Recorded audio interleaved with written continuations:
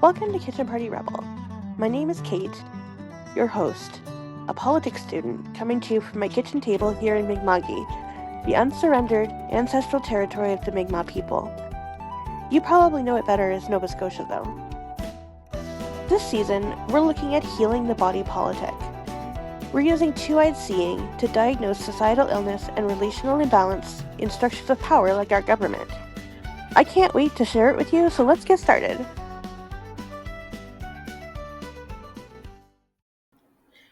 Welcome back, my rebels.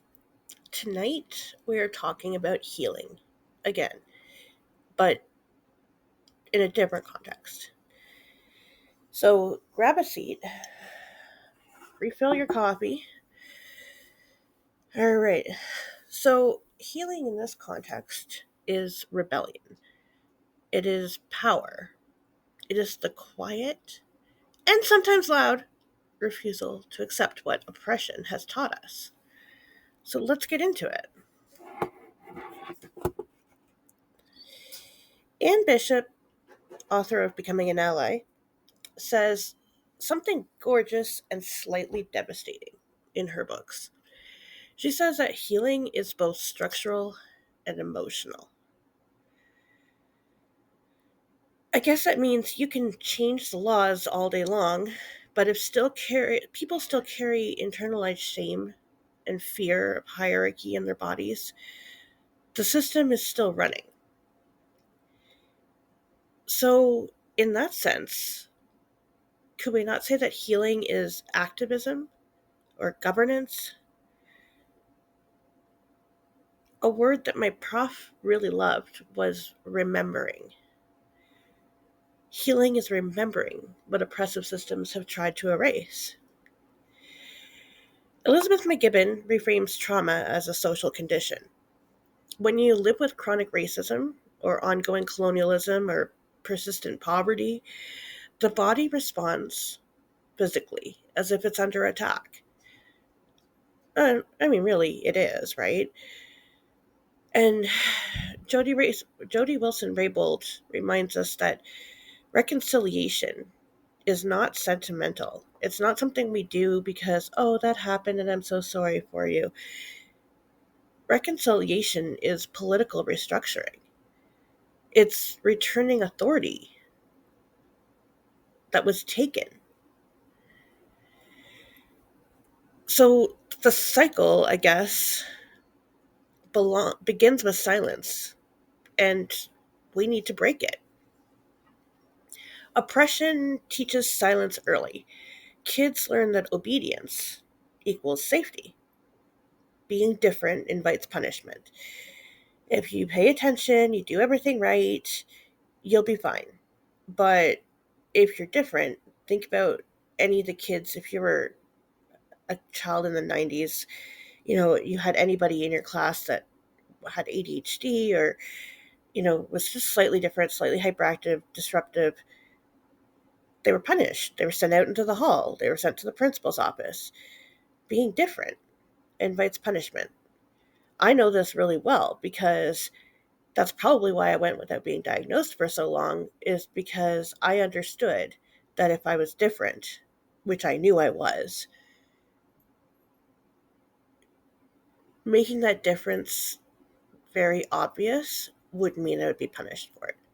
So everything in me learned how to fit in, how to mask, so that I didn't get in trouble.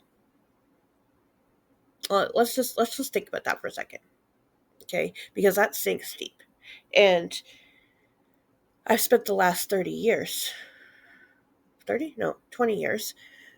trying to figure out how to unmask, how to unlearn all of that masking and hiding and pretending to be something that I'm really not. Anne Bishop says that when we break the silence, it's political rupture. It's not just a confession. It's not just saying, hey, this is something different. It's a rebellion. It's a refusal to work within the confines of what society has set out for us, whether it's right or wrong.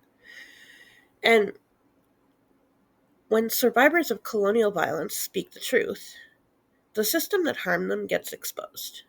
That's what we're seeing happen now with Truth and Reconciliation Days. McGibbon notes that truth-telling has measurable health benefits. Validation of those truths, when you can speak up and have people validate that, have other people say, yeah, that was my experience too, it literally reduces stress hormones. It's been, research has proved it. There's evidence based on it. Maynard and Simpson call this collective truth sharing a form of correspondence. It's a refusal to disconnect even when the world pushes separation. They showcase that so well in their book, Rehearsals for Living, because it's written during the height of the COVID-19 pandemic, and they were supposed to be meeting up, but the world literally insisted on separating everybody by 6 feet at least. So they decided they would write letters to each other, literal correspondence, refusal to disconnect, even though the world said we have to be separate. So I wonder, is consciousness the spark of liberation? I mean, liberation starts with recognizing that your suffering is not personal failure, it's structural design. Once you see the architecture of oppression, you can stop blaming yourself and start analyzing the world. That shift from isolation to solidarity is the beginning of freedom. You're no longer alone. Now your experience is standing with the experience of so many others. Maynard and Simpson describe it as rehearsing freedom, something you do every day. If you're a musician or a dancer, you know the value of regular rehearsal. Practicing new relationships, new rhythms, new ethics, even before the world changes. So, healing in their eyes, and in mine, I guess, is rehearsal. And rehearsal, daily practice, that's resistance. That's just refusing to be the status quo. Anne Bishop explained something that was fairly new to me, but makes a lot of sense. She talks about someone named Sandra Butler and her model, um, from victim to warrior. So Sandra Butler says we move from a victim to a survivor to a warrior. And when I first heard this, I had a bit of an issue, and we had a discussion in my class about it as well, because when we hear the term warrior, I tend to think of that as, in some ways, cultural appropriation, right? But that's not what she's saying here. And in her words, the warrior is not a conqueror. The warrior is a protector. In indigenous cultures, usually warriors are grandmothers or matriarchs, community caregivers. Basically, someone who refuses to let trauma calcify into cruelty. Jody Wilson-Raybould talks about Indigenous women's leadership as central to decolonization. Relational strength has always been core to Indigenous governance, and before colonialism, they were a matriarchal society. The women had most of the power, um, and they ruled it like the head of a family should. You know, it wasn't till the English came in and said, we don't let our women make decisions, that it all changed. Maynard and Simpson expand Sandra Butler's model, and they suggest that the warrior is collective. It's mutual aid networks. It's community care circles. It's people who refuse to be abandoned or to abandon. It's power with in action.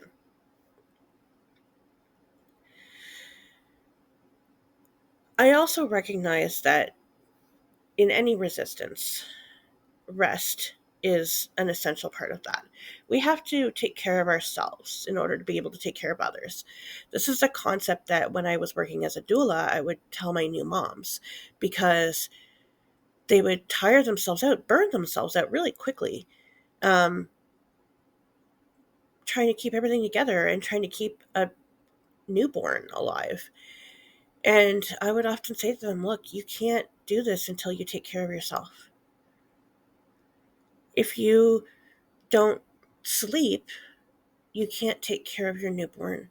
If you don't eat, you can't feed your newborn. You know, it's you absolutely I call it the airline mantra.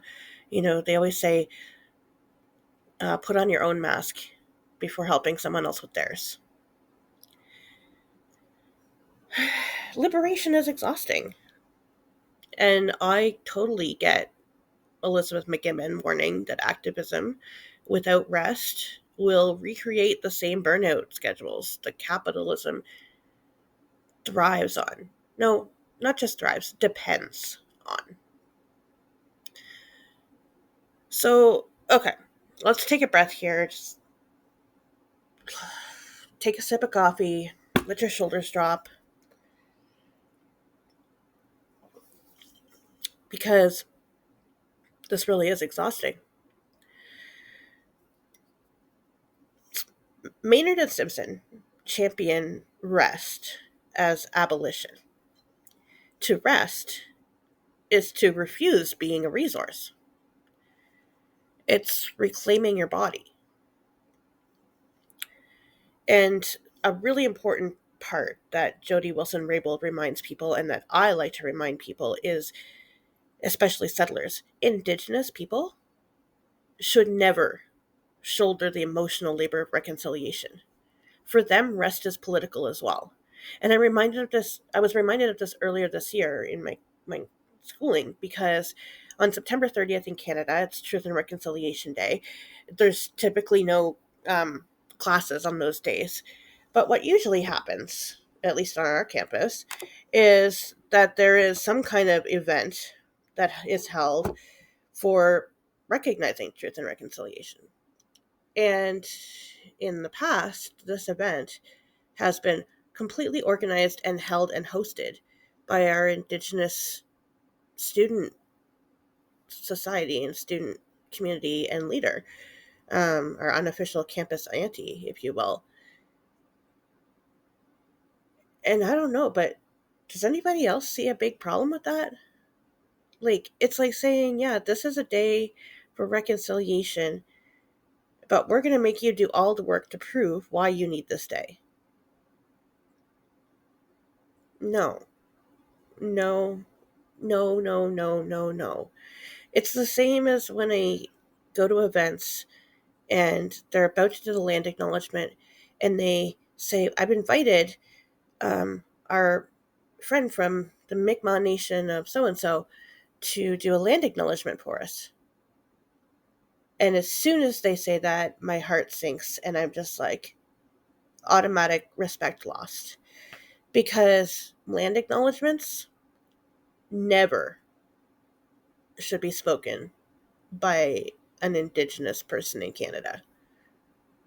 That, and I'm not an Indigenous person, I'm a settler, but so I can't speak for people with that background, but I just feel like if the roles were reversed and I was that person, I would be like, are you kidding me? No. um, the thing is, rest is political for them. They should not have to prove time and time again why we are doing this. The onus is on us. We're the ones who screwed up. We're the ones who made a mess of things, and we're the ones who stole from them. So No, expecting them to do things is absolutely appropriation. Healing requires rest. Anytime you go to the hospital for surgery, what do they tell you? Rest. Rest, rest, rest. Building a movement requires rest. I know this really well because I have run a couple political campaigns, and I know I've seen so many people get burnt out. We just came off of a year where we had a municipal election, immediately followed by a provincial election, and then a couple months later, followed by a federal election. By the time the federal election rolled around, I could not get volunteers if my life depended on it because everybody was burnt. And people are like, oh, well, you had a couple months between. Yeah, we had a couple months between that was November through March. So we had Christmas holiday followed by the darkest, coldest months of the year. That's not a rest period. More, more to that, I wouldn't say more importantly, but equally, the land requires rest. I read a news article a couple weeks ago about Joffrey Provincial Park on the West Coast and how the Indigenous community that this park is in uh, successfully petitioned the government to close down the park for a couple months, arguing that the land needed to rest. See, what was happening is Joffrey Provincial Park, and I've never been there, but I've seen photos. It's gorgeous. And influencers on Instagram and social media discovered this as well. And so there were so many people going to the park that it was really hard. Like there was people everywhere. The pathways were widening because people were trampling over the edges, and important flora were getting trampled. And the park was literally dying. The land was dying. And the indigenous land keepers there said, no, enough. Um, this part of the land needs to rest and recover, and so we're closing the park. And the only people allowed in are going to be our nation's land keepers, who are going to bring medicine to the land and let it rejuvenate itself.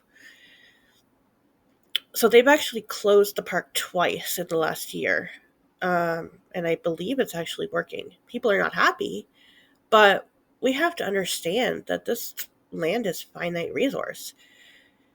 It's not going to be there if we just keep using it over and over again and not letting it rest.